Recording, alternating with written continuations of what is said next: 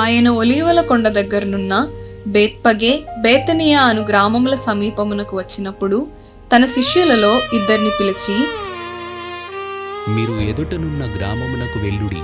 అందులో మీరు ప్రవేశింపగానే కట్టబడి ఉన్న ఒక గాడిద పిల్ల మీకు కనబడును. దాని మీద ఏ మనుష్యుడునూ ఎన్నడూనూ కూర్చుండలేదు.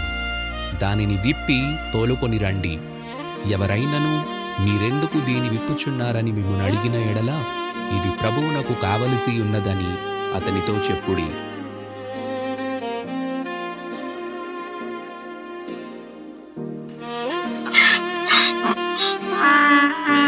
మీరు గాడిద పిల్లను ఎందుకు ఇప్పుచున్నారు?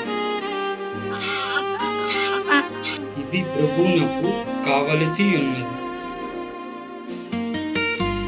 ప్రభువు పేరట వచ్చు రాజు స్తుతింపబడునుగాక. పరలోకమందు సమాధానమును, సర్వోన్నతమైన స్థలములలో మహిమయు ఉండునుగాక. అయ్యా దావీదు తనయా హోసానా, యూదుల రాజా యేసన్నా.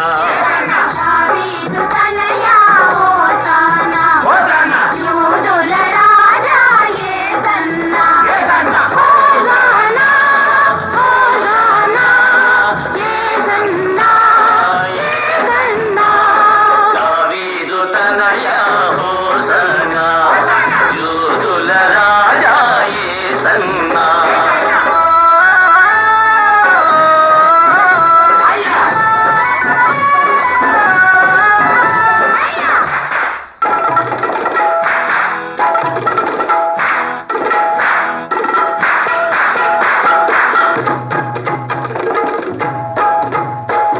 గిరులు తరులు సాగరులు, నీరీచెను వింజామరలు, పిల్లలు పెద్దలు జగమంతా,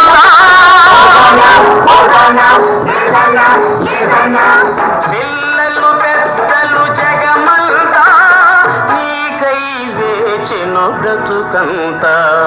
దావీదు తనయా హోసానా, యూదుల రాజా యేసన్నా. బోధకుడా, నీ శిష్యులను గద్దింపుము. వీరు ఊరకుండిన ఎడల ఈ రాళ్ళు కేకలు వేయును. పేదల పాలిటి పెన్నిధివై, పాపుల రక్షకుడైనావు. పేదల పాలిటి పెన్నిధివై, పాపుల రక్షకుడైనావు. మకుటములేని ఓ మహారాజా, పరిచితిమివిగో మా హృదయాలు. దావీదు తనయా హోసానా, యూదుల రాజా యేసన్నా. దావీదు తనయా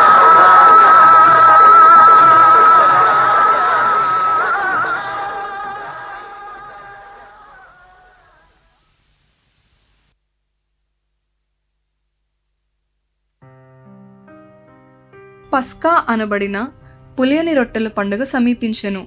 ప్రధాన యాజకులను శాస్త్రులను ప్రజలకు భయపడిరి గనుక ఆయనను ఏలాగు చంపింతుమని ఉపాయము వెదుకుచుండిరి. అంతటా 12 మంది శిష్యుల సంఖ్యలో చేరిన ఇస్కరియోతు అనబడిన యూదాలో సాతాను ప్రవేశించెను. గనుక వాడు వెళ్ళి ఆయనను వారికేలాగు అప్పగింపవచ్చునో దానిని గూర్చి ప్రధాన యాజకులతోనూ అధిపతులతోనూ మాట్లాడెను. అందుకు వారు సంతోషించి వానికి ద్రవ్యమియ సమ్మతించిరి. వాడు అందుకు ఒప్పుకొని జనసమూహము లేనప్పుడు ఆయనను వారికి అప్పగించుటకు తగిన సమయము వెదుకుచుండెను.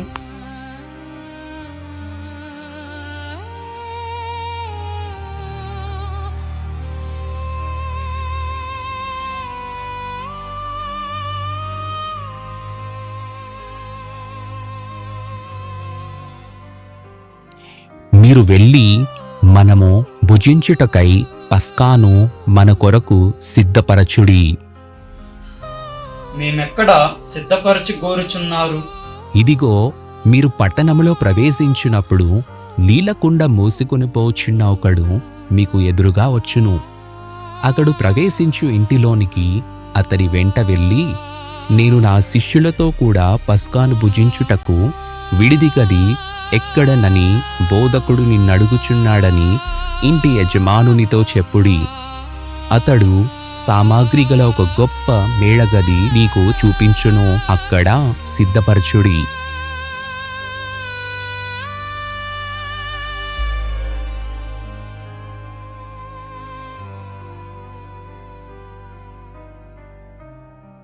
వారు వెళ్ళి ఆయన తమతో చెప్పినట్టు కనుగొని పస్కాను సిద్ధపరచిరి. తండ్రి తన చేతికి సమస్తము అప్పగించిననియు దేవుని యొద్దకు వెళ్ళవలసి ఉన్నదనియు యేసు ఎరిగి భోజన పంక్తిలో నుండి లేచి తన పై వస్త్రము అవతల పెట్టివేసి ఒక తువాలు తీసుకొని నడుమునకు కట్టుకొనెను. అంతటా పల్లెములో నీళ్లు పోసి శిష్యుల పాదములు కడుగుటకును తాను కట్టుకొని ఉన్న తువాలుతో తుడుచుటకును మొదలుపెట్టెను.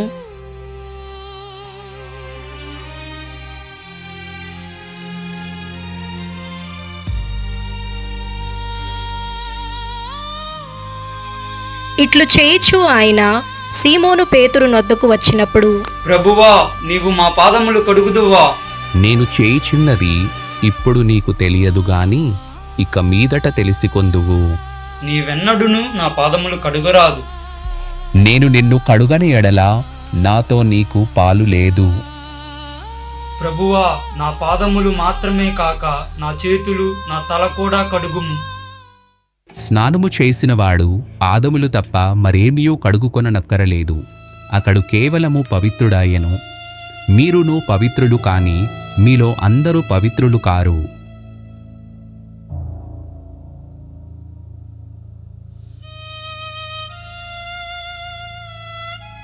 నేను మీకు చేసిన ప్రకారము మీరును చేయవలెనని మీకు మాదిరిగా ఇలాగు చేసితిని. నాతో కూడా భోజనము చేయువాడు నాకు విరోధముగా తన మడిమనెత్తును అను లేఖనము నెరవేరుటకై ఇలాగు జరుగును. యేసు ఈ మాటలు పలికిన తరువాత ఆత్మలో కలవరపడి, మీలో ఒకడు నన్ను అప్పగించునని మీతో నిశ్చయముగా చెప్పుచున్నాను. ఆయన ఎవరిని గూర్చి ఇలాగు చెప్పెనో అని శిష్యులు సందేహపడుచు ఒకరి తట్టు ఒకరు చూచుకొనిరి.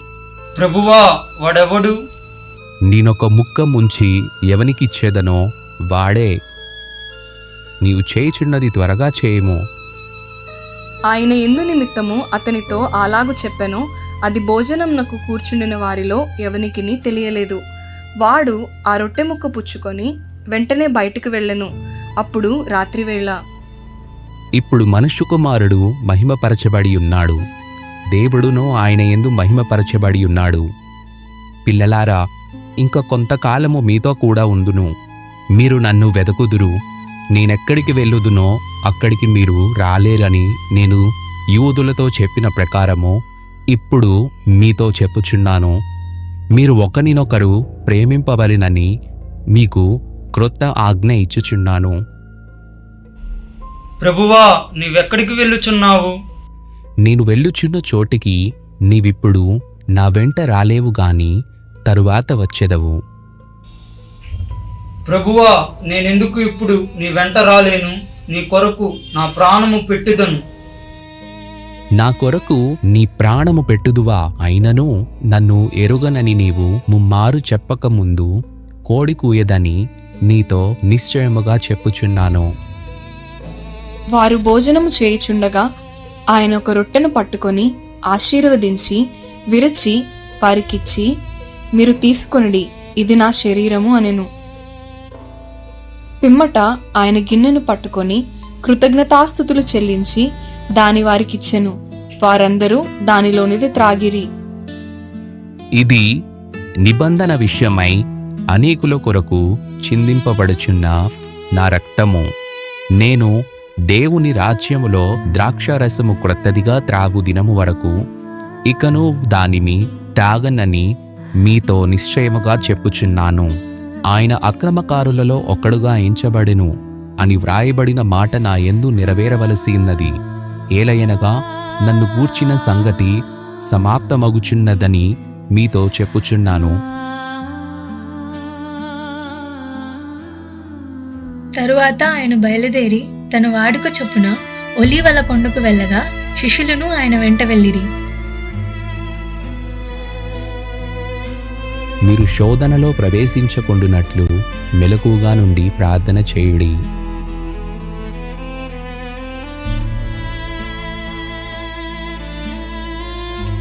తండ్రి, ఈ గిన్నె నా యొద్ద నుండి తొలగించుటకు నీ చిత్తం అయితే తొలగించుము, అయినను నా ఇష్టము కాదు, నీ చిత్తమే సిద్ధించునుగాక.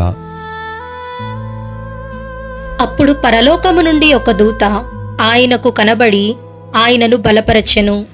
ఆయన వేదనపడి మరింత ఆతురముగా ప్రార్థన చేయగా ఆయన చెమట నేలపడుచున్న గొప్ప రక్త బిందువుల వలె ఆయను. ఆయన ప్రార్థన చాలించి లేచి తన శిష్యుల యొద్దకు వచ్చి వారు దుఃఖము చేత నిద్రించుట చూచి,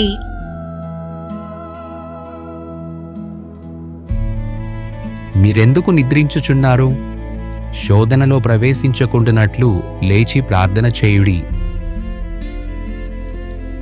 ఆయన వారిని మరలా విడిచి వెళ్ళి ఆ మాటలే చెప్పుచు 3వ మారు ప్రార్థన చేసెను.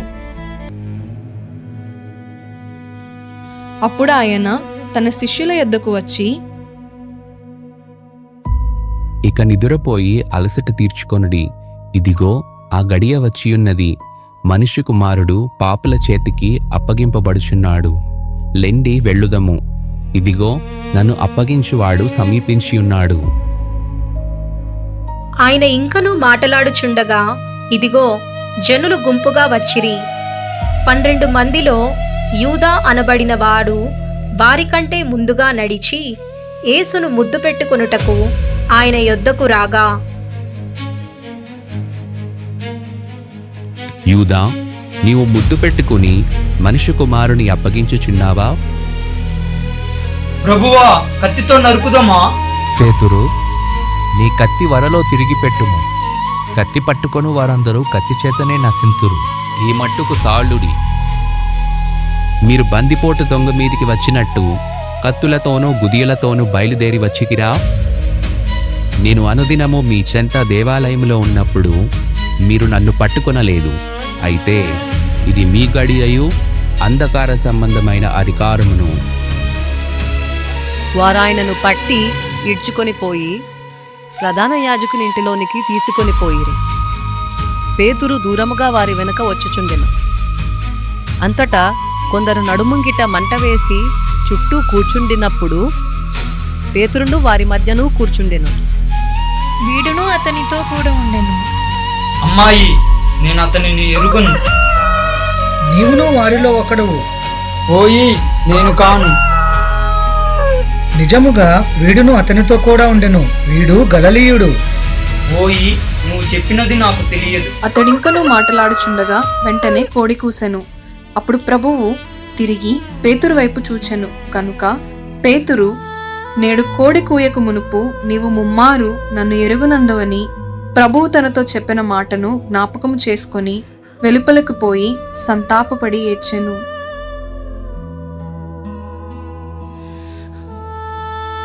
ఉదయము కాగానే ప్రజల పెద్దలును ప్రధాన యాజకులను శాస్త్రులను సభకూడి ఆయనను తమ మహాసభలోనికి తీసుకొని పోయి,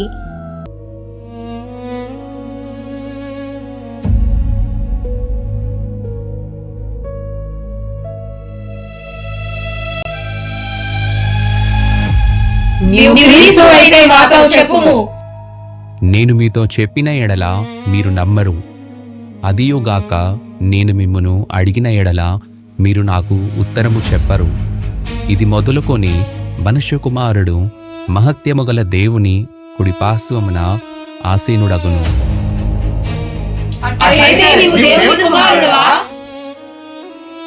మీరన్నట్టు నేనే ఆయనను.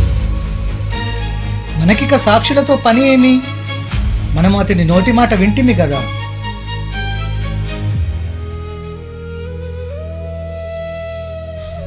అంతట వారందరూ లేచి ఆయనను పిలాతు వద్దకు తీసుకొని పోయి,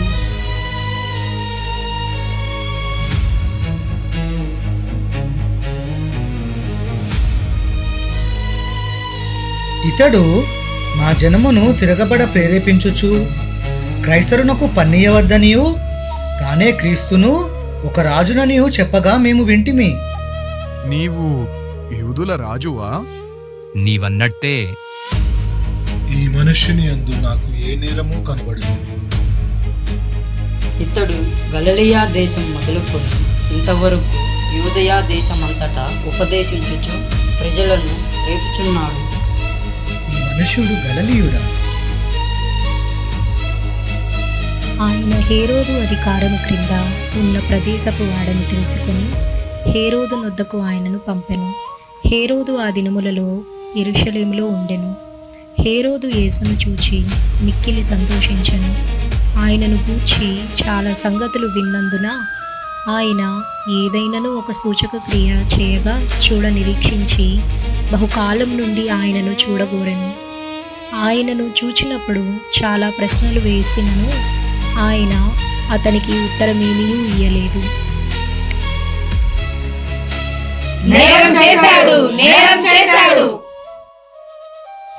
నీవు యూదుల రాజువా?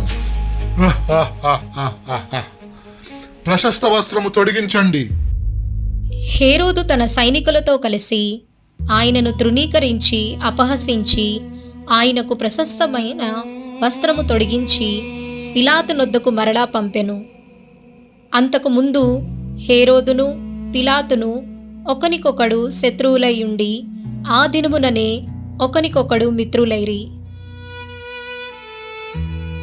ఇదిగో, మరణమునకు తగినదేదియు ఇతడు చేయలేదు, కాబట్టి నేను ఇతనిని శిక్షించి విడుదల చేయుదును. వీరిని చంపి మాకు బరబ్బను విడుదల చేయుము, వీరిని సిలువ వేయుము. వారడిగినట్టే జరగవలెను. ఈ నీతిమంతుని రక్తమును గూర్చి నేను నిరపరాధిని, మీరే చూచుకొనుడి. వాడి రక్తము మా మీదను మా పిల్లల మీదను ఉండును గాక. బరబ్బను విడుదల చేయుడి, యేసును కొరడాలతో కొట్టి సిలువ వేయుడి.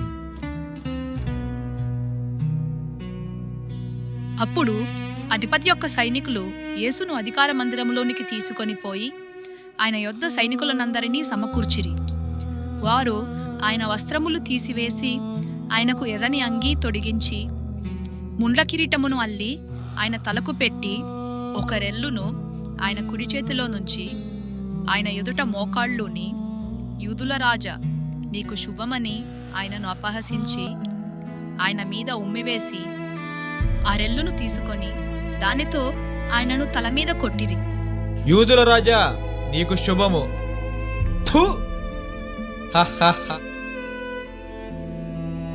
వారాయనను తీసుకుని పోవచుండగా పల్లెటూరు నుండి వచ్చుచున్న కురేనీయుడైన సీమోనను ఒకని పట్టుకుని యేసు వెంట సిలువ మోయుటకు అతని మీద దానిని పెట్టిరి.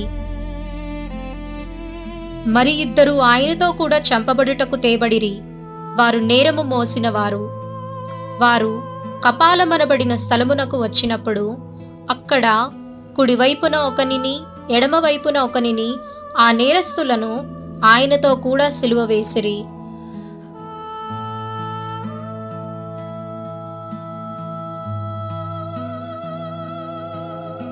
దేవాలయమును పడగొట్టి 3 దినములలో కట్టువాడా, నిన్ను నీవే రక్షించుకొనుము.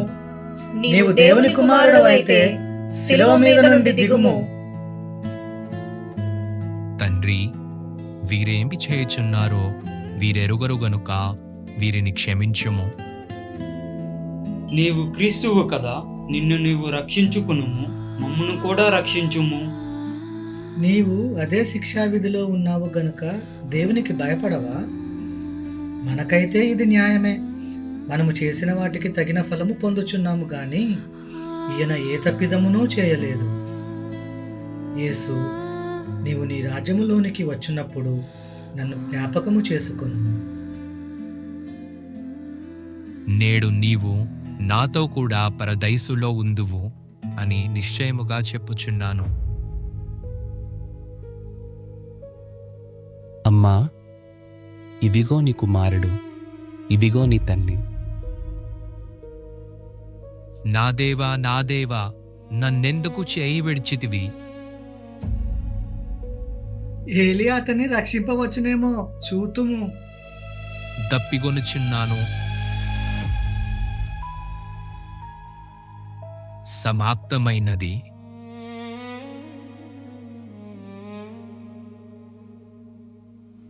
తండ్రి, నీ చేతికి నా ఆత్మను అప్పగించుచున్నాను.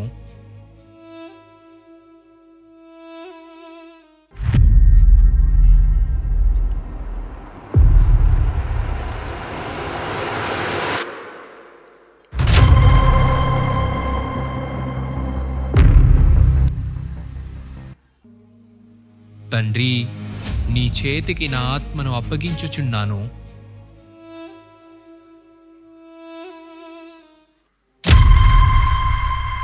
ఓ మరణమా, నీ ముల్లెక్కడ? ఓ మరణమా, నీ విజయం ఎక్కడ? మరణపు ముల్లు పాపం, పాపమునకు బలం ధర్మశాస్త్రం. ఆయనను మన ప్రభువైన యేసుక్రీస్తు మూలముగా మనకు జయము అనుగ్రహించుట దేవునికి స్తోత్రము కలుగునుగాక.